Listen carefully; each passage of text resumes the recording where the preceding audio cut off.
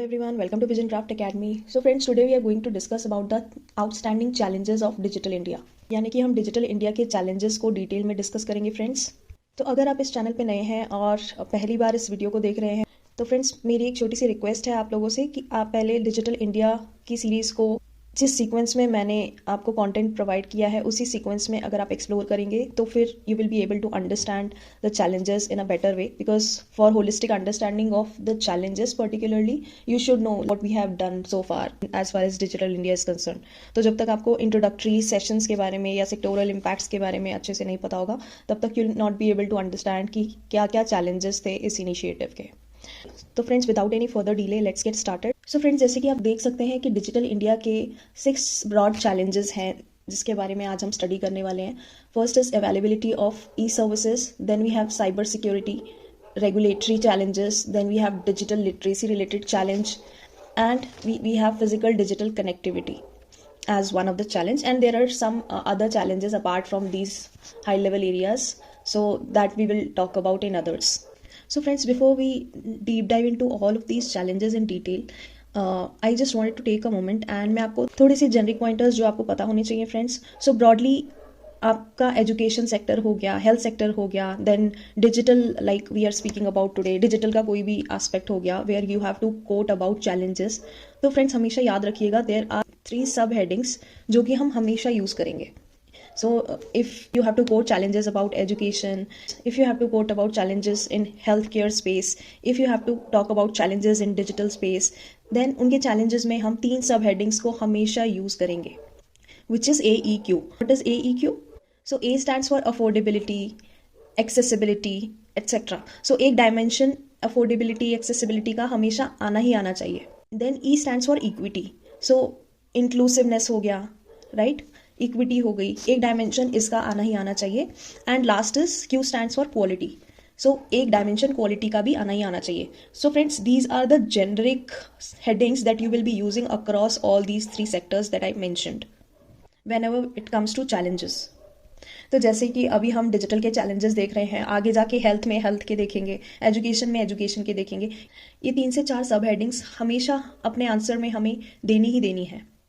तो चलिए coming back to the main pointers. So availability of e services हमारा availability वाला डायमेंशन हो गया, डिजिटल लिटरेसी हमारा इक्विटी वाला डायमेंशन हो गया, एंड फिजिकल डिजिटल कनेक्टिविटी हमारा क्वालिटी वाला डायमेंशन हो गया इन दिस केस.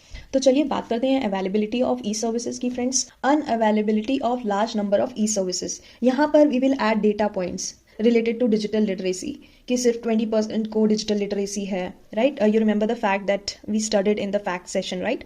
तो आप फैक्ट्स वाला लेक्चर देख लीजिए इन केस आपने वो रेफर नहीं किया है. You will get to know about the facts related to digital literacy जो आप यहाँ पे कोट कर सकते हैं. नेक्स्ट, जब भी अवेलेबिलिटी ऑफ ई सर्विसेज की बात आती है we can also talk about wide variation across states, right? So there is a wide variation when we talk about different states that we have in our country. So that is also a challenge. Then last is local self-governments are very slow to digitize. So this aspect can also be covered in availability of e-services वाला challenge. Friends आपने देखा होगा कि जो finance commission है उसने कुछ performance grants दिए हैं, राइट? 80% रेगुलर ग्रांट्स दिए हैं, 20% परफॉर्मेंस ग्रांट्स दिए हैं. And what is the criteria of getting those performance grants? Finance commission के बारे में आपने सुना होगा, right? In your polity if you have knowledge about article 282, तो there something called discretionary grants जो पहले प्लानिंग कमीशन आर्टिकल 282 के थ्रू ही देता था. So discretionary grants is article 282. ये याद रखिएगा friends. When we talk about local self government then 20% पैसा मिलेगा only if they are maintaining digital format. आप सिर्फ डिजिटल डेटा मेंटेन कर लो, बस उसी में आपको पैसा मिल जाएगा. So local self governments are very slow to digitize. This is one of the challenge related to availability of e services that can be quoted here. Then friends अगर हम next point physical digital connectivity की बात करें तो digital inclusion is very low. So here you can talk about digital inclusion कि there is low digital penetration, remember, and you can quote about the fact of rural and urban digital divide, right? In rural it is 25%. Just refer the facts lecture in case you're confused about these facts, friends. So we are using the same facts जो कि हमने facts वाले lecture में cover किए थे. तो यहाँ पे भी हम same fact use करेंगे digital divide से related when we talk about digital inclusion कि rural में it is 25%. Then friends अगर भारत नेट की बात करें, भारत नेट नेटवर्क की बात करें तो it is very sort of behind the schedule. So that is also one of the challenge that we see typically when we talk about physical digital connectivity.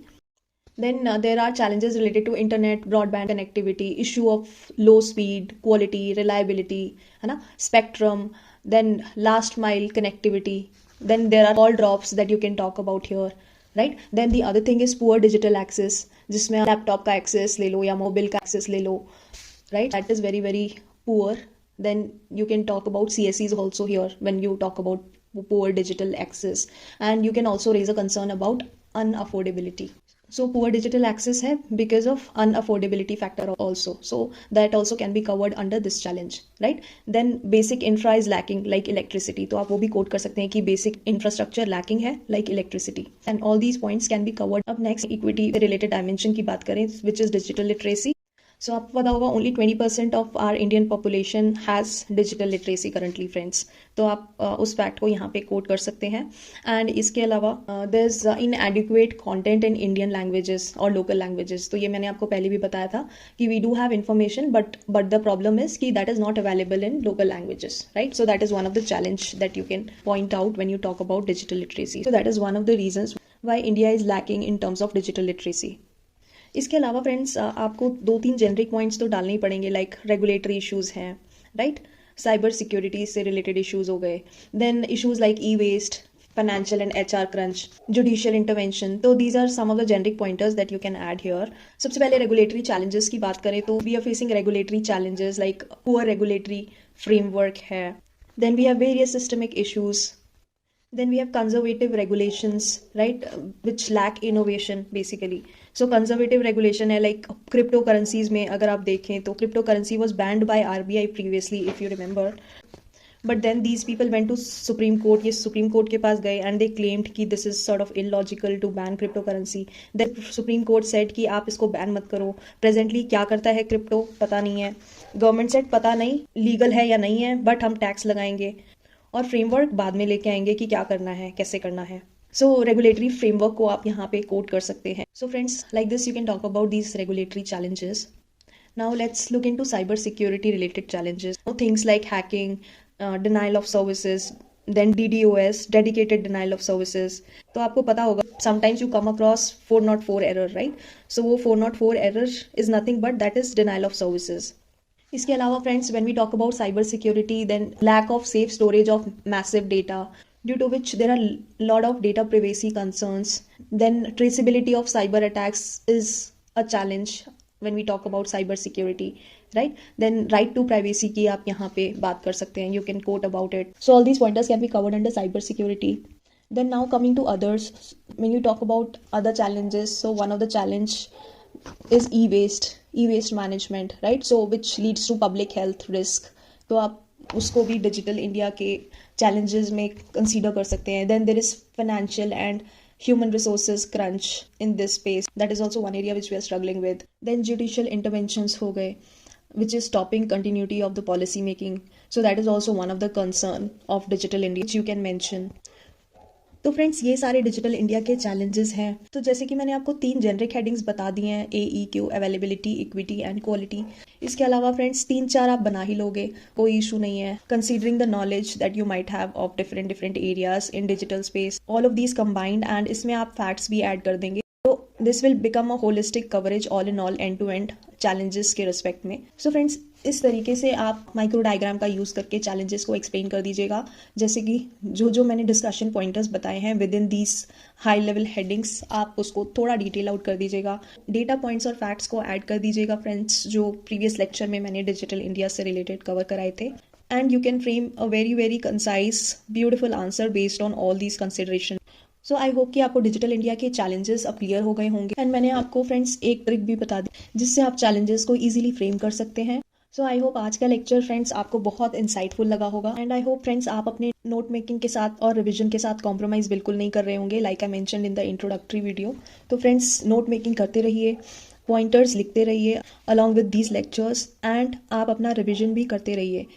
Because digital India से related कोई ना कोई question हर साल ज़रूर आता है, जैसे कि मैंने आपको इंट्रोडक्टरी वीडियो में भी बताया था. तो फ्रेंड्स, आप इन एस्पेक्ट्स को क्लियर रखिए. जो लेक्चर्स के थ्रू मैं कवर करा रही हूँ, बस उतना कवर करते जाइए, पॉइंटर्स लिखते जाइए, रिविजन करते जाइए, and you will be able to easily address the question in the examination hall. तो फ्रेंड्स मिलते हैं अगले लेक्चर में।